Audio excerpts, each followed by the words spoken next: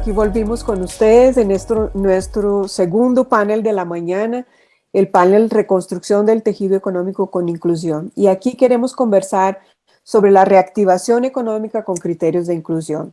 Estos 2 últimos años todos hemos constatado con mucha claridad que los grupos poblacionales con mayor vulnerabilidad han sido precisamente los más afectados desde el punto de vista social y económico. Por lo tanto, activar la economía significa activarla con criterios de inclusión y esa será una tarea esencial para todos. Así que ese es el tema de nuestra conversación. Pondremos especial atención a las lecciones aprendidas, a qué nos falta para avanzar en esa materia. Y les anticipo que tendremos un magnífico panel de la mano de 3 mujeres y 3 profesionales maravillosas de Perú, de Brasil y de México. Empezaremos conversando sobre 2 experiencias y luego escucharemos los planteamientos de Viviane Naiguemborim de la Fundación Arimax de Brasil, que nos acompaña como experta en este panel. Disfrutaremos sin duda de sus conocimientos, de sus experiencias, de sus visiones. Y de otro lado, contaremos con la presencia de Mercedes Chévez de la Asociación UNACEN de Perú, quien nos compartirá una experiencia y lecciones sobre un programa de empleabilidad juvenil, una población de las que más atención requiere en ese proceso de reactivación con criterios de inclusión. Y también está con nosotros Paulina González de la Fundación Haciendas del Mundo Maya, quien compartirá la experiencia de Traspatio Maya, ganadora del Premio Transformadores de la Red. Así que, Paola, tendremos un magnífico panel. Tenemos invitadas de lujo, Margaret, invitadas maravillosas. Aquí vamos a aprender mucho en esta próxima hora y queremos empezar contigo, Mercedes, desde UNACEM. En América Latina, la situación del empleo juvenil ya era un problema antes de la pandemia y con la llegada de toda la crisis sanitaria y la crisis socioeconómica, esta situación se agudizó. Por supuesto que la pandemia, y todos lo hemos experimentado, deterioró el tejido productivo de los países, haciendo mucho más difícil la inserción laboral de los jóvenes, especialmente de los jóvenes en situación de vulnerabilidad socioeconómica. Y Mercedes, ustedes desde la Asociación UNACEM, en plena pandemia, lograron capacitar a 120 jóvenes de Lima, Perú, y el 60% de estos jóvenes logró insertarse laboralmente en un empleo formal, a pesar de esas tendencias negativas del mercado laboral en Perú y en América Latina. Quisiera pedirte que en los próximos minutos, Mercedes, nos compartas qué han aprendido de esta experiencia y cuáles de esas lecciones nos quieres compartir para tomar, que nos podrían servir para acelerar este proceso de reconstrucción económica de los territorios latinoamericanos. Mercedes. ¿Qué tal? Buenas tardes, gracias Paola, Margaret y a todos los que estamos en este foro. Yo les quiero contar un poquito la experiencia del programa Tu Futuro. Aquí es importante recalcar, como bien han dicho, que estábamos atravesando problemas muy agudos de lo que es más allá, incluso justamente por la pandemia, y dentro de las líneas de emprendimiento vimos conveniente a través y con un aliado de Fundación Forge trabajar y apostar por el tema de empleabilidad juvenil en Lima Sur.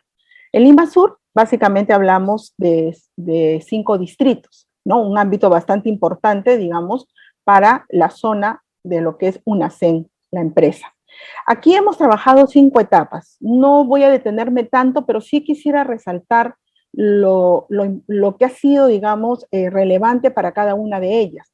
En la etapa de infusión y registro, el uso de redes sociales ha sido básico e importante, ¿no? Como sabemos, cuando hemos entrado en esta situación de pandemia, se han activado más de lo normal lo que son todas las redes, y esa fue la forma más directa de poder llegar también a los jóvenes en términos de convocatoria.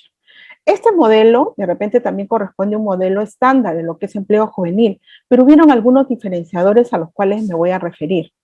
Por ejemplo, en lo que es el proceso de selección, había un perfil, se desarrolló, pero más que eso, había una fase de prueba. Esta fase de prueba demandaba 3 semanas. 3 semanas donde el joven ya se había inscrito, ya había llenado su formulario, ¿no? Pero todavía no estaba, digamos, no era un becado. ¿Por qué? Porque en esta etapa es donde se afianza la confianza del joven con el programa.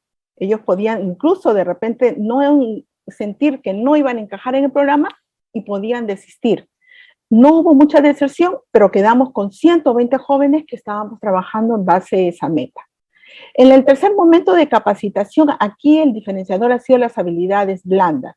Darle las habilidades no solamente para que los chicos técnicamente se puedan desarrollar, sino que más bien habilidades para poder estar actualizados en el mercado de trabajo y la exigencia que había a este nivel. Importante también ha sido que la Fundación Ford tenía convenios y trabajaba en alianza, es decir, desde que el programa se iniciaba, ya había esa articulación con algunas empresas, ya sabían lo que la empresa iba a demandar, qué tipo de perfil iba a requerir y sobre los cuales se armó todo el tema de la capacitación. Y un punto, de verdad, bastante importante ha sido los desafíos para los jóvenes. El joven tuvo que realizar durante el proceso de capacitación proyectos comunitarios, es decir, se juntaba y miraba a su alrededor. Como hemos dicho, son jóvenes de zonas muy empobrecidas, pero que también se convertían en un agente transformador. ¿Qué podemos hacer por la comunidad y cómo esto lo incluye a él y genera una contribución? Y el proyecto personal y laboral, que era más que nada la ruta. Es decir, yo como joven, ¿qué quiero? ¿Cuál es mi objetivo? Y trazarse un proyecto para pensar en qué es lo que voy a hacer y cómo lo voy a lograr. La asesoría para la inserción, que ha sido un siguiente paso, básicamente se trabajaba a nivel también de tutoría. Los jóvenes en grupos de capacitación tenían la posibilidad no solamente de recibir la capacitación, sino de que un tutor estuviera ahí con ellos para acompañarlos, para entrenarlos. Y aquí las empresas tuvieron un rol muy importante, porque gracias a sus departamentos y gerencias de recursos humanos, podían hacer las entrevistas simuladas, algo a lo que el joven no se había enfrentado en un proceso previo, sino que más bien ya lo enfrentaba cuando ya tenía que salir directamente al mercado laboral. Entonces, este proceso recibía un feedback para los jóvenes y apuntaba a cómo mejorar ese proceso. Y finalmente lo que ha sido la medición, ¿no?, de los resultados, las ocupaciones y los incrementos. Ahora vamos a los resultados, que es lo que nos interesa en esta experiencia. Tuvimos 100 jóvenes capacitados, de los cuales 60% se insertó laboralmente. Mayormente han sido mujeres, y eso, bueno, es una respuesta que creo en muchos programas se nos viene dando. Han sido 23 varones, y a pesar de esas tendencias negativas de la pandemia, de tener un gran porcentaje de jóvenes desempleados, sin embargo, lograron tener nivel de ingresos promedios, como ha sido el de $203, que ha estado muy cerca del valor de promedio, que es el sueldo mínimo vital en nuestro país, que es el equivalente a $225, ¿no? Estos han sido empleos tanto de tiempo completo como de medio tiempo. Y aquí en estas gráficas quisiera un poco ejemplificar esto que han sido los resultados. Primeramente, del segmento de 18 a 20 años, que son los chicos que recién entran a la primera experiencia laboral, se han insertado 38. Pero un dato aún más importante e interesante es que del 21 a 25 se insertaron 34. Es decir, que muchos que esperamos que de repente en este grupo de edad algunos estén trabajando, en este caso era el primer empleo. Y es decir, que muchos de ellos, prácticamente todos, estaban subempleados, estaban en la informalidad, y el programa les brindó la oportunidad de saber y de ver del trabajo que sea más formal, porque en la informalidad no había seguro, no tema de previsiones, y eso, digamos, también encarecía un poco lo que significaba la vida futura del joven. Pero no solamente eso, sino que también se veía, y muchos estudios también lo dicen, que cuando el joven entra a una dinámica de empleo dependiente, formal, es algo que va a ir marcando su vida en adelante, ¿no? Va a ir siempre en esa búsqueda de continuarla. Y el segundo cuadro, tenemos que del 4% de jóvenes que ingresaron y estaban en trabajo dependiente se incrementó a 37%. Entonces, eso es un dato que nos dice mucho. Y en el caso del trabajo independiente fue de 2 a 3, es decir, fue mínimo, y donde se concentró fue en el trabajo dependiente. El segundo resultado, que ha sido el diferenciador, ha sido las habilidades blandas, las habilidades socioemocionales, ¿no? Esto que llegamos a encontrar en un 85% de estos jóvenes lograron grado de excelencia, ¿no? O sea, en los parámetros de medición que tenemos, estuvieron muy bien, muy compenetrados, muy comprometidos con el grupo, con sus tutores. ¿Y en qué cosa fue la capacitación? En términos de cuidado de imagen, autoconocimiento, comunicación asertiva, trabajo en equipo, perseverancia y autonomía. Competencias que en este mercado actual son ahora casi una exigencia. Y el tercer resultado de permanencia, de los 49 jóvenes han permanecido más de 3 meses en sus puestos de trabajo hasta la fecha. Hay algunos que han tenido contrato de manera indefinida. Esto representa un 68% del total de jóvenes que han sido empleados y 41% de lo que se refiere a los jóvenes del total del programa, ¿no? Los capacitados que han sido 120. ¿Qué desafíos tenemos todavía que enfrentar, no? Hay, por ejemplo, la falta de equipamiento tecnológico por parte de jóvenes. O sea, sabemos que los jóvenes no tienen la tablet, la computadora, cámaras, micros, ¿no? Entonces, el soporte familiar también es algo que hemos podido evidenciar en el trabajo con estos chicos. Pero más allá de eso, también hay problemas estructurales. O sea, la señal de Internet, ¿no? Datos de Internet, o sea, temas que también competen a otras instancias y donde se ha evidenciado que es una debilidad y eso ha generado también que quizás muchos jóvenes pierdan una oportunidad de poder tener, digamos, un empleo. Luego también otro desafío muy fuerte, seguimos en pandemia, si bien quizás los números van cambiando, sin embargo, cuando ha habido la oportunidad de tener ahí el empleo de manera presencial, las familias tenían temor, los jóvenes tenían temor. ¿Por qué? Porque decían, ¿y si se enferma? ¿Cómo hago para asumir un costo de salud? ¿No? Entonces, muchos han tenido que buscar ciertas estrategias para tratar de no perder la oportunidad y otros, en algunos casos, la han perdido, ¿no?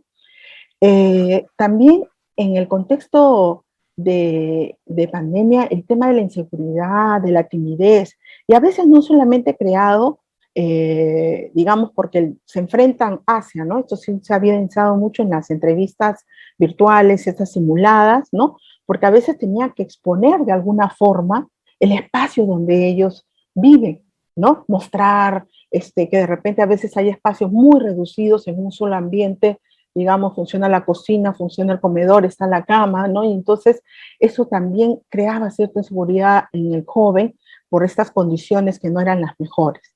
Y finalmente también otro desafío es la adaptación por parte de los jóvenes a los horarios. O sea, cuando ya ha pasado 8, 9 meses, en diciembre, por ejemplo, que este es un proyecto de 1 año, pero en diciembre comenzaron la inserción laboral, entonces muchos de estos jóvenes ya pues volver a acostumbrarse, ¿no? el horario, más horas y todas las medidas que se tenían que manejar. Entonces allí también ha sido un desafío y creo que todavía seguimos teniendo algunos para poder continuar y manejar en ese programa. Aquí algunas fotitos ya para ir terminando que nos muestran todos los procesos, en este caso en la primera foto a la izquierda, ¿no? Una joven que presentaba al resto de sus compañeros cuál era su proyecto personal, ¿no? Dice, seré una investigadora, ¿no? Que ella creaba, que ya tenía el objetivo claro de lo que se quería hacer. Luego las sesiones, a la derecha de lo que han sido las sesiones tutoriales, las capacitaciones, ¿no? En el tema de habilidades sociales, y también fueron capacitaciones ligadas, como les decía, al tema de las empresas. Es decir, se ha dado capacitaciones en logística, en lo que eran servicios alimentarios y lo que era atención al cliente, muy ligadas a las empresas que justamente donde ellos después iban a buscar la inserción laboral. Y un elemento también muy importante, y esta foto del joven nos señala, que fueron los paneles con empresarios. Es decir, el joven se enfrentó y habló con el gerente y le preguntó cómo había sido su experiencia, cómo había iniciado.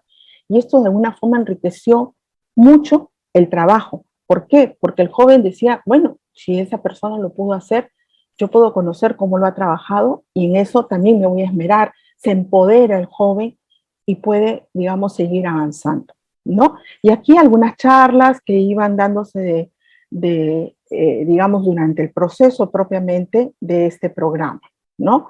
Básicamente eso, y yo creo que aquí, en lo que se refiere a empleo juvenil, es importante que las empresas sigamos sumando esfuerzos por el desarrollo de las competencias de empleabilidad de los jóvenes. Y más allá de la técnica, justamente el que los chicos se puedan desenvolver en estos espacios de mercado laboral actuales. Eso es todo. Muchísimas Mercedes, gracias. Mercedes, muchas gracias por compartirnos las lecciones de esa experiencia que muestra una conexión entre oferta y demanda tan importante en ese tipo de iniciativas. Bueno, ahora los invito a viajar desde Perú a México y estar con Paulina. Paulina, es un gusto tenerte aquí. Esa experiencia de Traspatio Maya surgió con la idea de mejorar la producción de los traspatios, estimulando la inclusión familiar, y resultó ser muy exitosa, evolucionó, y hoy, a través de una serie de acciones de fortalecimiento y la creación de una marca propia, 45 productores, 136 milperos, si es que esos datos están actualizados, comercializan sus excedentes a nivel local, nacional, y también exportan a Europa. Mejoraron sus ingresos en un más de 300%, preservando su cultura. Te quería pedir que nos contaras más sobre esta historia y qué podemos aprender de ella para la recuperación económica en los territorios con criterios de inclusión. Claro que sí, Margaret, Paola y compañeras, un placer estar aquí en nombre del equipo completo de Fundación y de Traspatio Maya. Nos honra mucho, como siempre, estar en un foro como el que siempre organiza Red América, en el que se aprende y se comparte.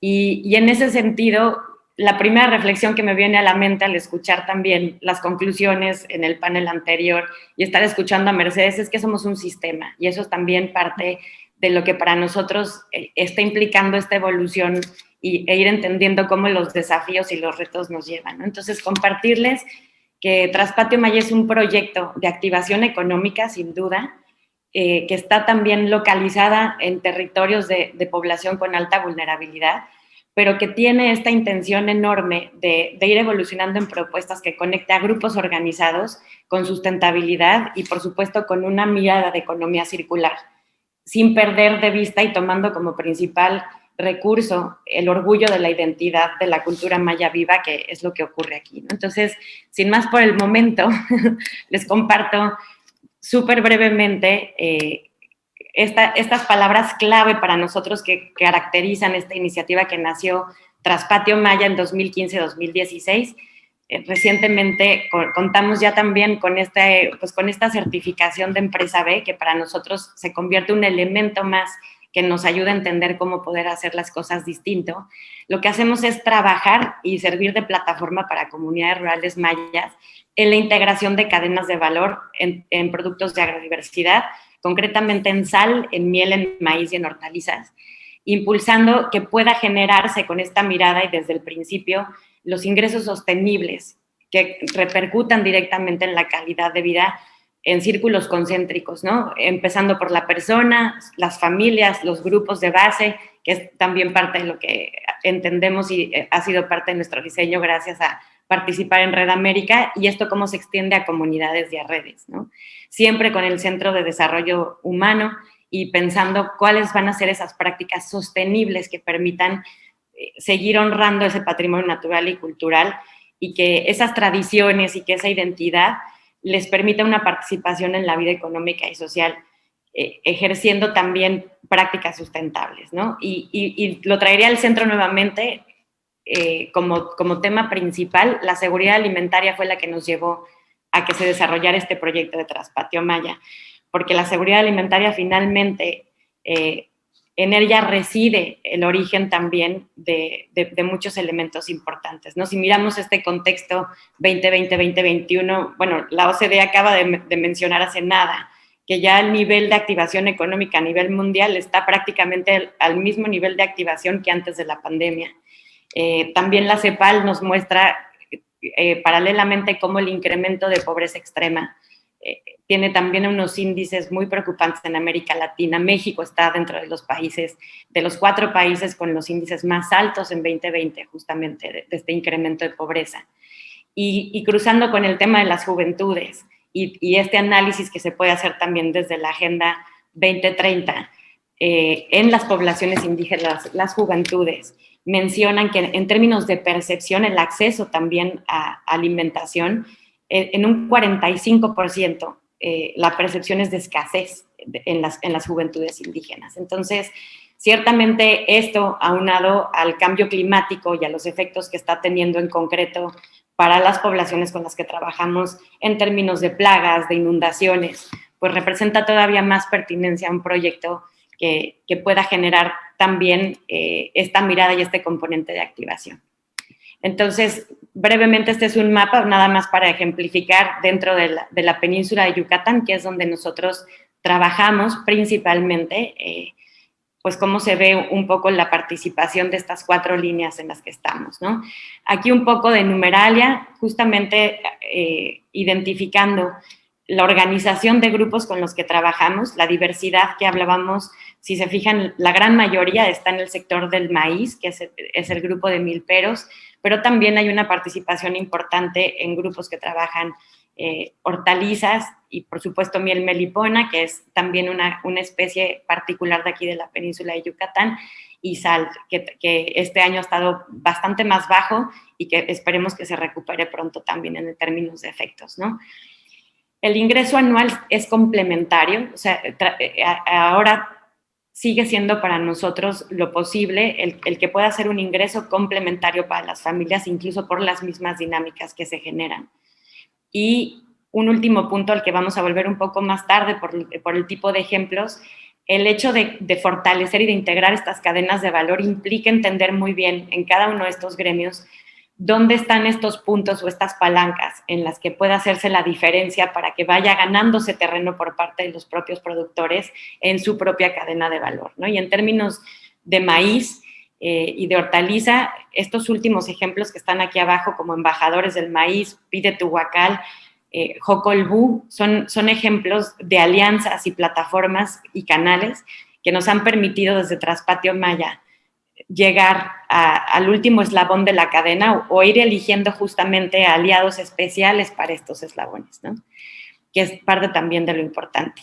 Aquí un ejercicio también en numeralia, en términos de identificar desde el punto de vista de ingreso en las familias, en las comunidades, por estos 3 gremios, donde están también con algunos ejemplos visuales en estas 3 líneas de maíz, miel y hortaliza, y por otro lado, y con este compromiso de comercio justo y de estos principios y de esta certificación también de la World Trade Organization con la que contamos en términos de procesos, cómo las ventas van reflejando esa transparencia en ese sentido del comercio justo, que es para nosotros uno de los grandes puntos también de lecciones aprendidas y que pueden hacer la diferencia justo para ir haciendo esta migración de la producción para beneficio propio y de las familias y de la seguridad alimentaria, a encontrar cómo eso, después de poderse transformar en un intercambio comunitario, puede también acceder a mercado y un mercado diferenciado, que también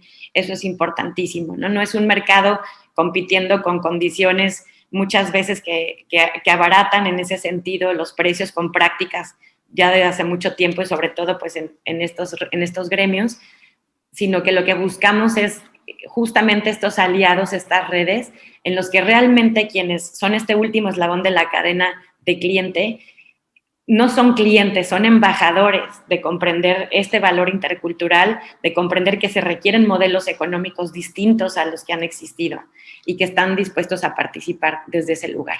Entonces, aquí algunas alianzas también que nos han permitido que esto suceda, empezando evidentemente por las redes de agricultores, por las redes de milperos, por las redes también con las que trabajamos. El sector restaurantero se ha comprometido importantemente con embajadores muy relevantes. De hecho, uno de los principales es René Redzepi, que acaba estos días también de ganar nuevamente el mejor restaurante del mundo, ¿no? Y eso hace que la visibilidad que él puede darle a este intercambio intercultural con productos de calidad, pues también garantice ese precio diferenciado y esa apreciación de la participación en un modelo económico distinto, ¿no? Que es a lo que estamos apostando. Entonces, evidentemente la participación desde el punto de vista de investigación y desde aliados también financieros, pues ha sido súper relevante para esto. ¿Qué hemos aprendido? Indispensable el acompañamiento, porque esto fortalece capacidades integrales, ¿no? Las técnicas, las empresariales, por supuesto las de organización, son fundamentales y más en un momento como este en el que se han visto también mermadas, ¿no? por diferentes temas que conocemos de contexto. La transparencia, que era lo que mencionaba hace rato, y esa formalidad y esa disciplina de un registro adecuado de lo que está sucediendo, de herramientas profesionales también para las prácticas empresariales, y que eso siempre esté disponible, público y al acceso de todas las personas que intervienen, desde los productores hasta el último eslabón de la cadena que consume. Eso también vemos que es muy poderoso y que permite justamente una articulación desde un lugar mucho más horizontal, ¿no? Y nos permite quitarnos del centro, a cualquiera que seamos articuladores, quitarnos del centro y participar desde un lugar mucho más democrático en estos procesos. Evidentemente las redes, y entendidas desde primera instancia en las redes que se generan en la propia comunidad, porque pues realmente la región es quien conoce las dinámicas más inteligentes y orgánicas de lo que ocurre, y es a partir de fortalecer estas propias redes que podemos movernos. Definitivamente este año y medio ha sido también un atajo importantísimo en términos de habilidades digitales, y esto ha favorecido enormemente la comunicación a distancia, y sí han sido justamente grupos que se han acercado y que han decidido romper esa zona de confort y entender cómo subirse, y hemos podido lograr pues una mejor comunicación y organizarnos, ¿no? Por supuesto que revalorizar sus propias prácticas. Realmente fueron un par de meses al inicio de la pandemia en el que perdieron comunicación completa con el entorno externo, y el hecho de tener la riqueza y la seguridad en sus propios traspatios, en sus propias milpas, de productos cultivados por ellos con la mejor calidad, pues hizo la diferencia para muchos elementos de resiliencia en ese momento. Y por supuesto, la participación intergeneracional, que sigue siendo un reto enorme, pero que justamente por jóvenes profesionistas que se integran con ciertos elementos a formar parte de las actividades esenciales, digamos, de un grupo organizado también a nivel empresarial, pues se vuelve fundamental. Justamente por la energía, por las habilidades digitales, por la forma también de conectar e irse animando a entender cómo pueden ir ocupando más espacios en los eslabones de la cadena, ¿no? Desafíos. Evidentemente el mercado está mucho más abierto para participar en modelos económicos distintos, sin embargo sigue habiendo tramos en los que sigue siendo muy complejo las prácticas del mercado actual. Las formas de consumir tampoco están, tal vez no me comprometo con la imagen y con la idea, pero al momento también de la conexión última no está tan asegurada, o tal vez el tipo de proceso que requieren ciertos productos hacen que todavía no esté tan accesible para muchas personas. Por otro lado, entendemos también, y es esto a lo que nos referimos con disminuir esta brecha entre el consumidor final y los productores, ¿no? Esta comprensión de intercambio intercultural también es muy importante. Definitivamente, la práctica de habilidades financieras y productos y servicios financieros ad hoc para esta dinámica y para este modelo económico es urgente. Realmente urgente, porque no existe. Entonces, la formalidad es algo que es una característica indispensable para nosotros, y hacemos esta asesoría, acompañamos en tesorería, en contabilidad. Sin embargo, los productos y los servicios financieros disponibles hoy por hoy siguen sin ser los que corresponden y los que responden a este tipo de dinámicas y de grupos, ¿no? Y nuevamente hablando desde también estos pilares de sostenibilidad y de una sostenibilidad institucional, la misión que los mantiene juntos, cómo podemos fortalecer también que puedan permanecer y que esto crezca y que más productores puedan beneficiarse de redes como estas. Entonces, la claridad de cómo participamos en sistemas se vuelve. Brevemente, y marcando un poco en dónde está puesta ahora nuestra energía, para terminar de comprender cómo nosotros sumamos a este modelo para poder incidir de una manera más, pues con más impacto y también con mucho más trascendencia. Estos son los elementos que nosotros estamos encontrando, que permiten justo esta unión entre la claridad de tener al centro comunidades sostenibles y al ser humano, y al mismo tiempo poder participar de una economía sólida, circular, que considera naturaleza, sociedad, persona, y esto cómo se vuelve sustentable, ¿no? Y en esta participación es en la que llamamos a quienes son parte y eslabones de la cadena llámese el sector restaurantero, llámese transporte, llámese también los propios productores y los procesos post cosecha, ¿no? Cada cadena de valor es un desafío en términos de maíz, es distinto que en hortaliza, son complejidades distintas, pero lo que entendemos hasta hoy es que esta perspectiva sistémica con estos elementos nos acercan a lo que estamos practicando hoy o lo que está haciendo para nosotros la aplicación de estas nociones que nos permiten hacer una activación económica o acompañar una activación económica más responsable. Entonces, realmente, si se fijan, con lo que hemos hablado, es un resumen un poco de esto, ¿no?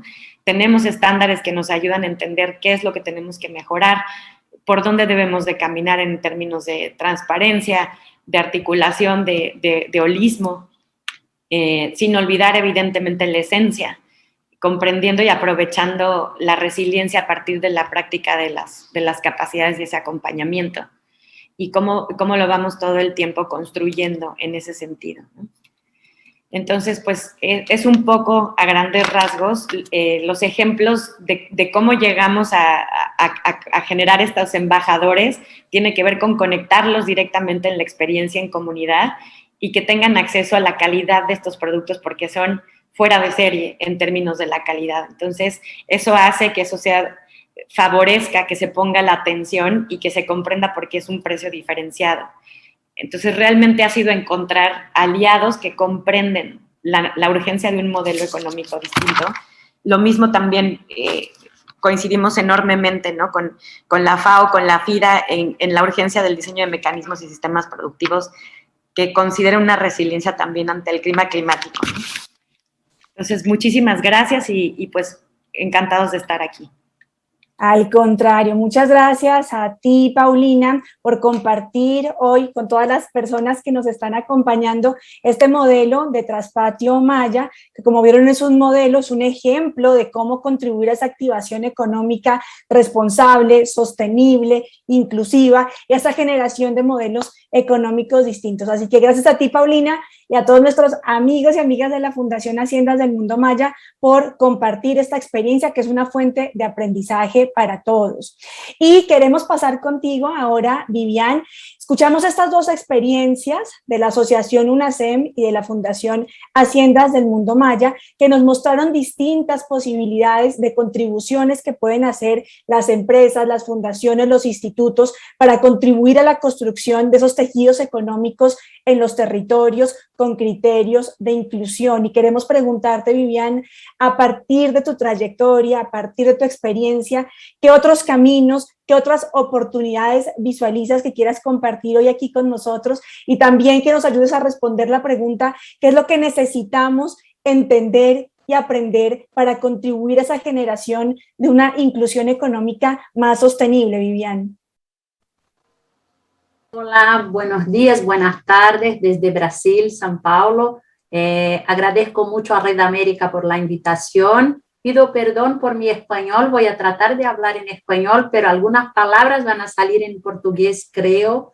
Entonces, la idea acá es compartir con ustedes un poco de nuestra experiencia que está en comprender cuál es el contexto de la inclusión productiva en Brasil, pero que se aplica, por supuesto, a Latinoamérica, porque tenemos contextos muy similares y desafíos muy similares. ¿Y por qué utilizo el término inclusión productiva? Porque tanto Paulina como Mercedes nos presentaron dos casos de inserción de personas en vulnerabilidad económica en el mundo del trabajo. Y la inclusión productiva justamente trata de eso, de la inserción de las personas por la vía de la empleabilidad, como nos presentó Mercedes, o por la vía del emprendedurismo o del autoempleo o de la profesión autónoma, como queramos llamarle, como nos presentó Paulina.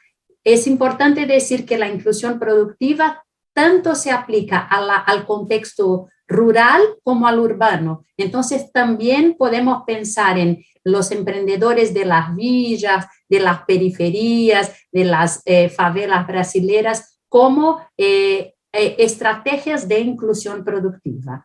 Entonces, bueno, primero yo quería señalar que Para trabajar en inclusión productiva, nosotros tratamos de hacer un amplio estudio que después puedo compartir con ustedes de todos los problemas, todos los desafíos, pero principalmente cuáles son las estrategias con más grande efectividad e impacto.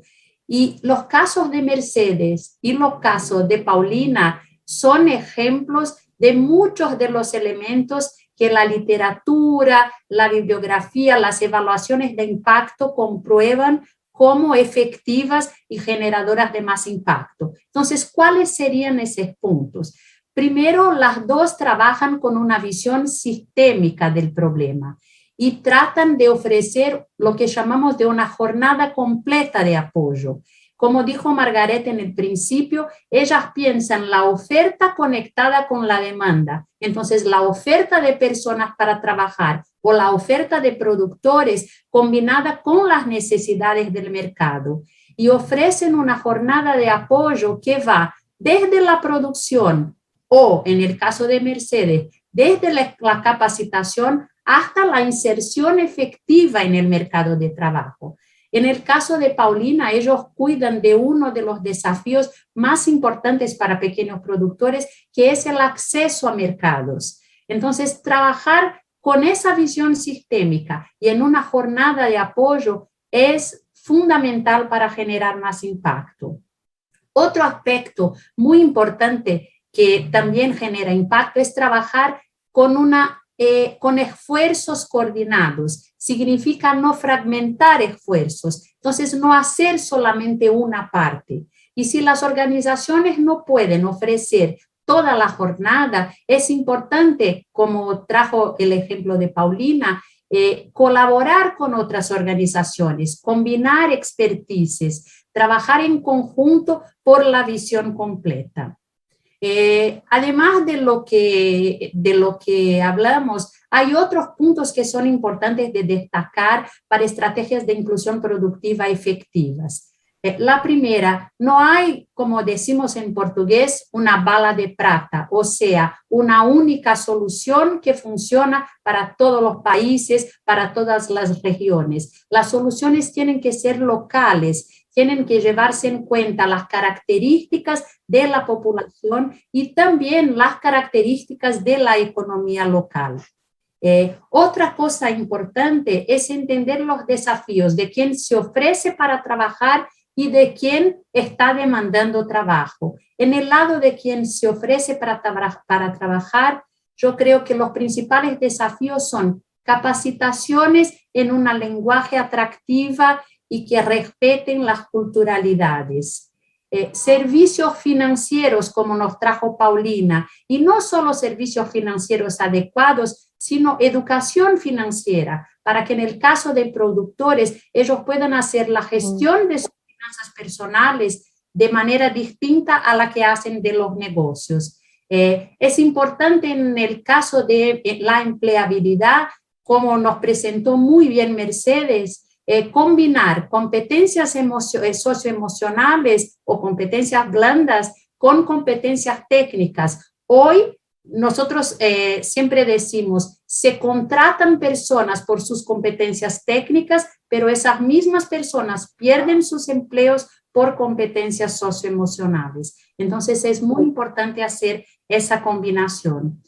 Y otro punto interesante que las dos compartieron en sus presentaciones es la importancia de traer la tecnología, la alfabetización digital, los mecanismos digitales para toda la estrategia. El futuro del trabajo es digital. Entonces, la alfabetización digital es fundamental para que esas personas se puedan inserir de manera permanente.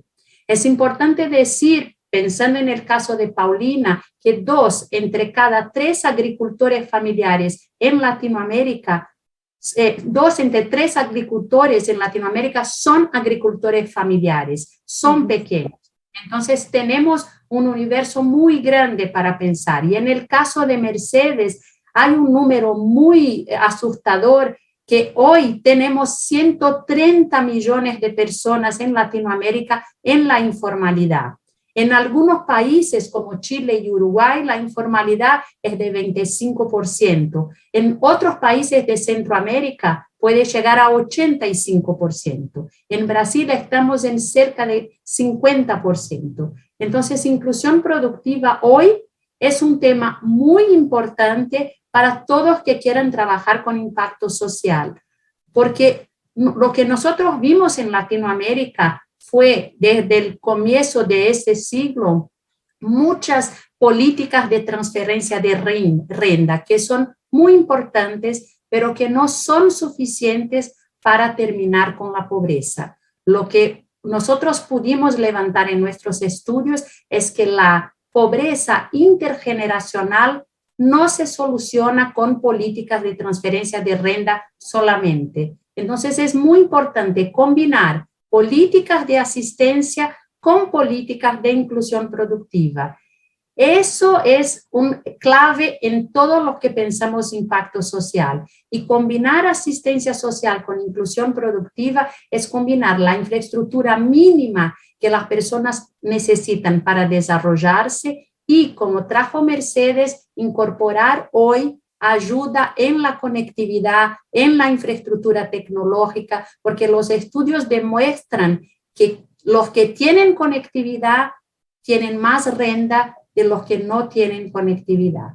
Entonces, creo que esos eran los puntos que yo quería traer. Hay muchos más, pero quiero dar espacio para que las personas puedan hacer preguntas y yo puedo ir comentando si me da el tiempo. Muchas gracias. Muchas gracias por esa excelente conversación. Quisiera más bien preguntar a Mercedes o a Paulina si tienen algún comentario frente a los planteamientos que nos hace Vivian. Sí, bueno, Vivian, muchísimas gracias. Yo creo que ahí hay cierta coincidencia y justo lo que tú mencionabas, el tema de la digitalización es súper vital. Creo que está ya demostrado que el joven que no, digamos, que no está digitalizado o alfabetizado, sencillamente está fuera del mercado. Y creo que eso es importante incidirlo porque en algunos casos, ¿no?, los jóvenes, digamos, no pasaban del manejo de las redes. Era algo que no lo comenté, o sea, las redes, no al Facebook, Instagram. Pero dentro del programa tenían que entrar a lo que era el Google Classroom, ¿no? O sea, otras plataformas que les permitían. Y eso ya va, digamos, también en ellos adquiriendo toda una práctica que definitivamente así regresemos a la presencialidad no la vamos a dejar, en ningún caso. Y no solamente con este programa, sino con muchos otros proyectos que han tenido, digamos, a la fuerza, incluso el mismo Ford, este programa era 100% presencial y han tenido que asumir el reto de hacerlo 100% virtual.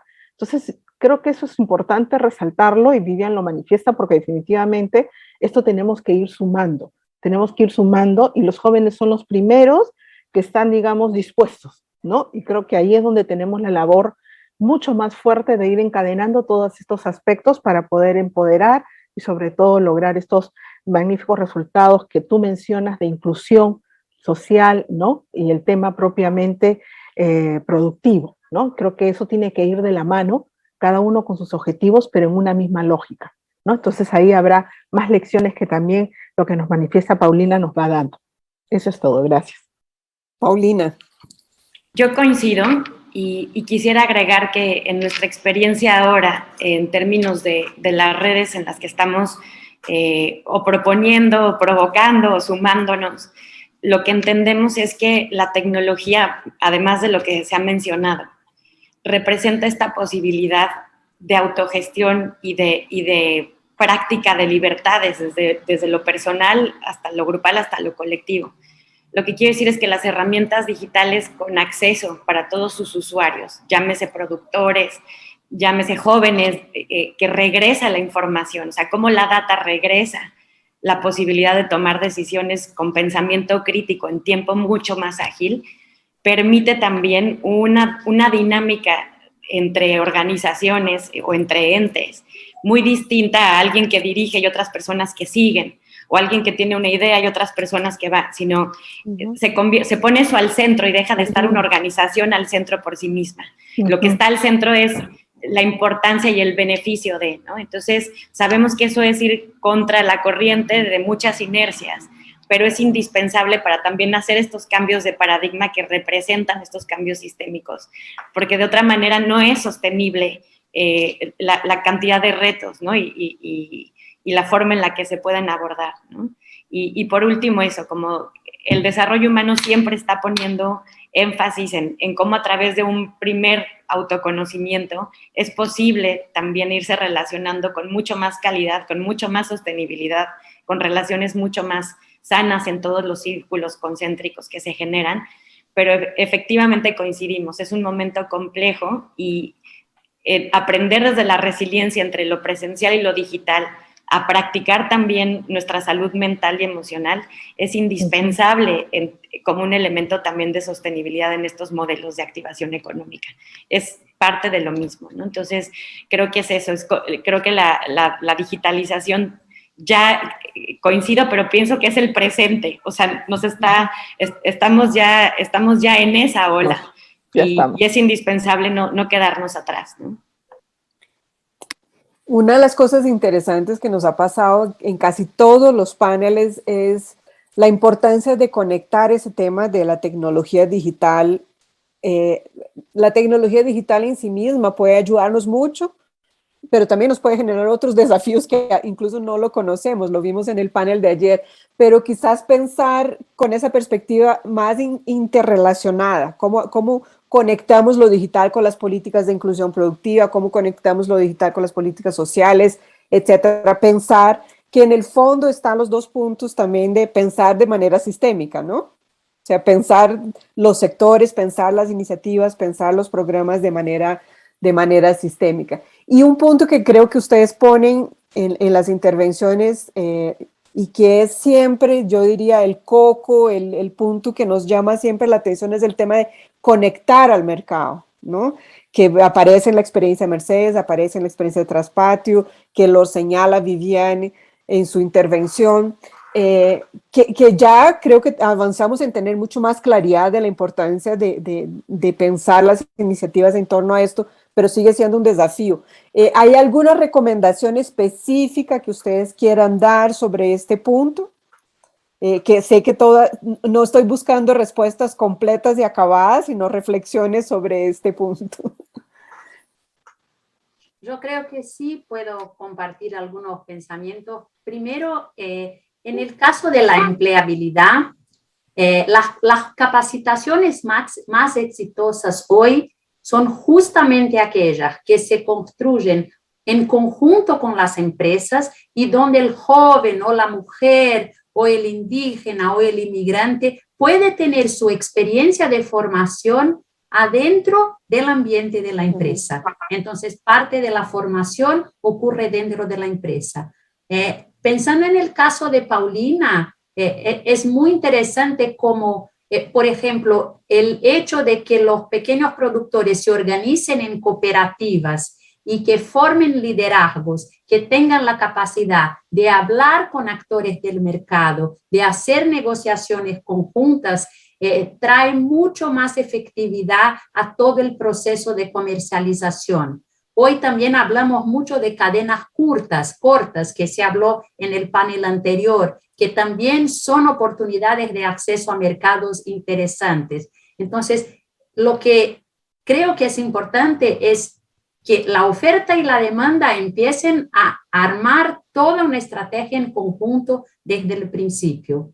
Y solo quería agregar algo al punto anterior, que creo que esa visión sistémica para el advento de la tecnología también debe estar puesta para los cambios ambientales que van a traer nuevas oportunidades de trabajo y de comercialización y van a traer nuevas profesiones al mismo tiempo que son una amenaza para más de 1 billón de empleos que dependen hoy del acceso a recursos naturales, y una otra tendencia de urbanización y de que el rural y el urbano se acerquen en sus relaciones de trabajo. Y cuando hablo de rural, es importante decir, no es solo el agrícola, es el no agrícola, las segundas residencias, el turismo rural.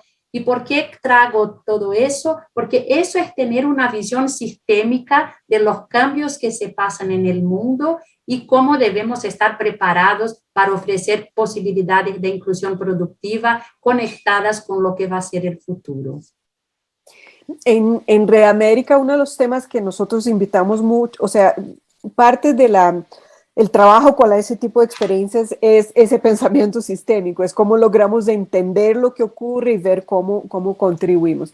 Y una de las invitaciones que hacemos es pensar los territorios, pensar esas iniciativas inmersas en un territorio, porque el territorio puede ayudar o el territorio puede convertirse en un desafío para muchas cosas. Por ejemplo, la desconexión que existe, de la falta de vías y de acceso a las zonas rurales, cómo sacan los productos, cómo llegan al mercado. ¿Ustedes cómo ven esa perspectiva de introducir esos elementos territoriales para pensar qué nos ayuda, qué nos obstaculiza y pensar también acciones en ese sentido que puedan favorecer esas iniciativas?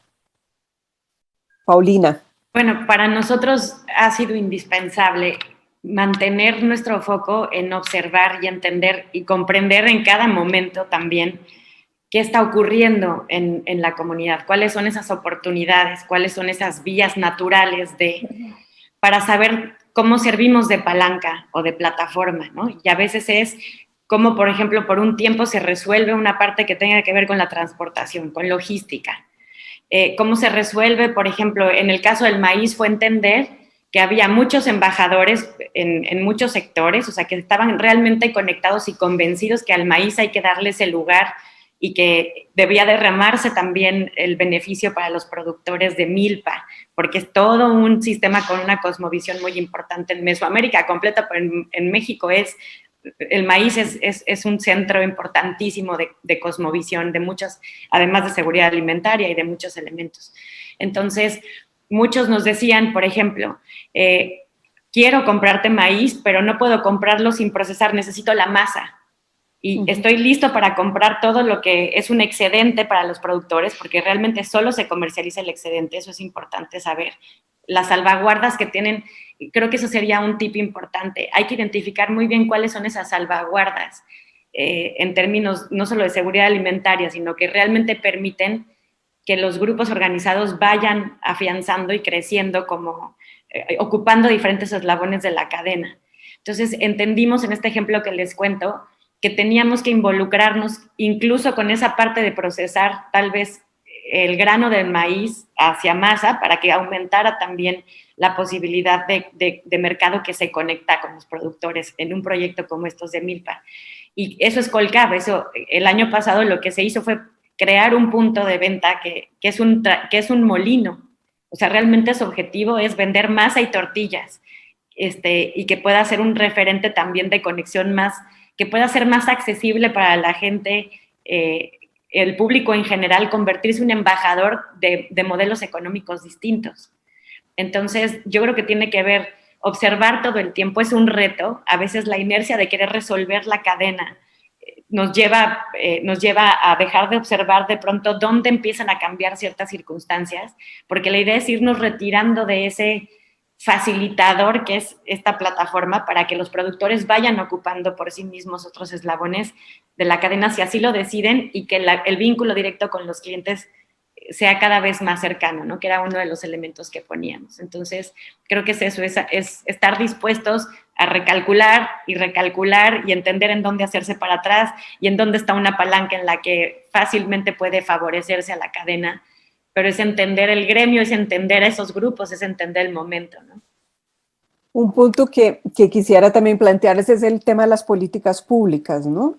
Que tanto, yo creo que ahí es un campo donde las políticas públicas muchas veces no son tan asertivas o no generan tanto los resultados que quisiéramos, porque quizás hay que comprender muy bien los contextos, comprender muy bien los perfiles, etcétera, para generarlas, pero quisiera escucharlas. ¿Cómo ven ustedes ese ámbito de las políticas públicas? ¿Qué hace falta hacer ahí? Si tenemos que llegar allá con algunas propuestas, mostrando algunas experiencias, ¿cómo lo ven? Margaret, comentarte, en principio quería un poquito referirme al tema de territorios, que me parece vital. Maravilloso. Lo que ha referido de Paulina, que me parece importante. En la experiencia un poquito también de nosotros, como les mencionaba, estamos hablando de 5 distritos, y a pesar de que todos están en Lima Sur, los 5 distritos no son iguales. Y no solamente por la característica propiamente en términos de necesidades o de servicios, digamos, que tengan, sino también por el perfil muchas veces de ese joven, que se ve en la necesidad algunos de trabajar, que se ven en la necesidad donde tienen una quizás poca dinámica de acercamiento a estos temas de capacitación. Entonces, el territorio adquiere una importancia. Y ahí también un tema de articulación con los gobiernos locales, ¿no? O sea, cómo nosotros también desde las empresas establecemos esa sinergia donde podríamos también captar a través de los espacios de la propia municipalidad o de sus programas, también para que poder invitar a estos jóvenes, ¿no? Y de acuerdo al perfil poder, digamos, participar. Entonces yo creo que ahí es muy importante saber dónde no hay conectividad, como sí hemos tenido dificultad, como otras zonas un poco más urbanizadas de las que no, digamos, no enfrentaban esa dificultad, eran otras, quizás temas más internos, más familiares, quizás por ahí el soporte de la familia. Entonces, yo sí creo que una mirada del territorio también nos va a ayudar a hacer este ejercicio de la estrategia sistémica del trabajo, ¿no? Y en cuanto a políticas, yo creo que ahí falta todavía, a nivel de quizás algunos de nuestros gobiernos, realmente que las políticas ayuden a los jóvenes, ¿no? Principalmente también en estos temas. Estamos ahorita nosotros no en la mejor situación, digamos, de desarrollo a nivel de política, ¿no? Pero creemos de que el trabajo desde el distrito con el municipio, y deberíamos llegar a en este caso, municipio de Lima Metropolitana, que a veces sí tiene propuestas para los jóvenes, ¿no? Y que desde ahí deberíamos ver cómo impulsar esto y hacer que realmente las oportunidades lleguen a los jóvenes. Hace poco hablaba con algunos colegios de una zona que es en Pachacamac, y le decíamos, oye, el ministerio tiene un programa de orientación vocacional, y muchos colegios públicos no conocen, o sea, no llega siquiera esta información. Entonces eso adquiere relevancia cuando hay una presencia de un actor, en este caso la empresa o cualquier otro, pero que puede hacer esa conexión. Hay este programa, yo te conecto y podemos trabajar, o podemos tú tener la información que dé estas oportunidades. Entonces, sí creo que todavía hay un esfuerzo de todos, porque no es solamente un esfuerzo de las empresas, de las entidades públicas, ¿no? Para poder ir formando y viendo esta conexión que debemos fortalecer. Eso sería. ¿Alguien quiere agregar algo, Paulino o Viviane? ¿O Claro, está? muy rápidamente, yo creo que las políticas públicas son fundamentales para ganar escala. Yo creo que tenemos siempre una escala mucho más chica de la que necesitamos para solucionar el problema.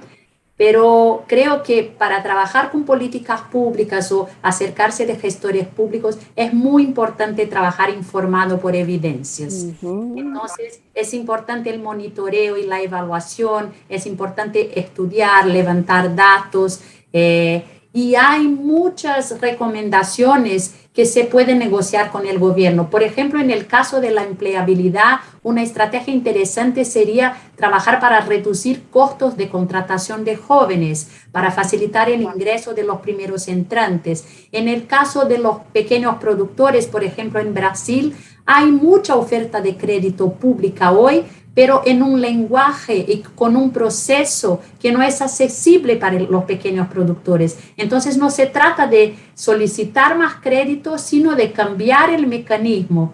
Pero todo eso tiene que estar muy envasado por evidencias y muy bien pensado para que podamos efectivamente crear políticas y mejorar programas para ganar escala. Y los programas de compras públicas locales en Brasil pues también son una gran política, creo yo, que ayuda mucho al progreso, al crecimiento de los emprendimientos. ¿Algo que agregar, sí. Paulina? Sí, solo diría eso, ¿no? ¿Cómo puede volverse tal vez a través de esta incidencia en políticas públicas atractivo invertir en cambios sistémicos? O sea, ¿cuáles son esos actores que pueden estar dispuestos a esas inversiones y cómo puede facilitarse su participación? Lo digo en términos genéricos, ¿no? Porque evidentemente cada gremio tendría ciertos elementos puntuales, pero es como miramos a que pueda ser interesante y pueda ser importante la inversión en esos sentidos de cambios sistémicos, porque lo que se requiere es otro modelo económico, y realmente eso implica esfuerzos multifactoriales, ¿no? Y de muchos actores de manera conjunta. Muy, muy bien. Pues maravillosa conversación. Sabíamos que por el perfil de nuestros panelistas así iba a ser, así que maravillosa conversación, ¿no es cierto, Paola?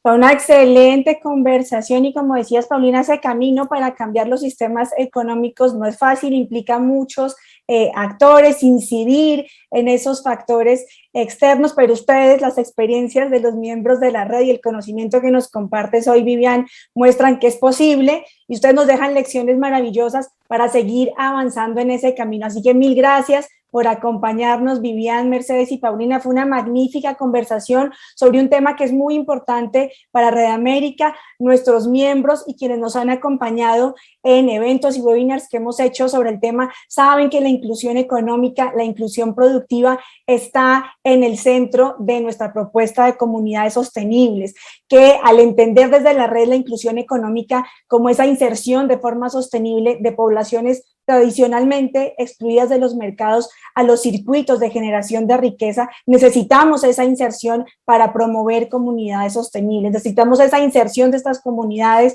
para llevar desarrollo sostenible a los territorios. Y en Red América, entonces, creemos que, como ustedes lo han mencionado y salió con fuerza en sus experiencias, en los planteamientos de Vivian, no solo es importante trabajar en esas iniciativas de inclusión económica, sino que debemos incidir sobre otros factores, sobre las dimensiones sociales, ambientales, culturales e institucionales de los territorios. Y otro elemento que salió con mucha fuerza, y ustedes lo mencionaban, es que si queremos cambios e impactos duraderos en este tema de inclusión económica, pues necesariamente hay que incidir sobre esas relaciones y esas interacciones que se dan en los territorios, cambiar esas relaciones de poder asimétricas, empoderar a las comunidades y gestar unas relaciones mucho más favorables hacia la inclusión económica de los territorios. Así que fue un gusto tenerlas hoy con nosotros. Este panel nos deja muchas luces para seguir avanzando en este tema que, como les digo y les reitero, es clave en la visión de promover comunidades sostenibles de la red. Así que mil gracias por estar con nosotros. Gracias a todos los que nos acompañaron hoy. Aquí mandaron felicitaciones Mercedes y Paulina a sus experiencias, a las experiencias de sus organizaciones y a la presentación que nos hizo Vivian. Y con esto, Margaret, cerramos nuestro segundo panel.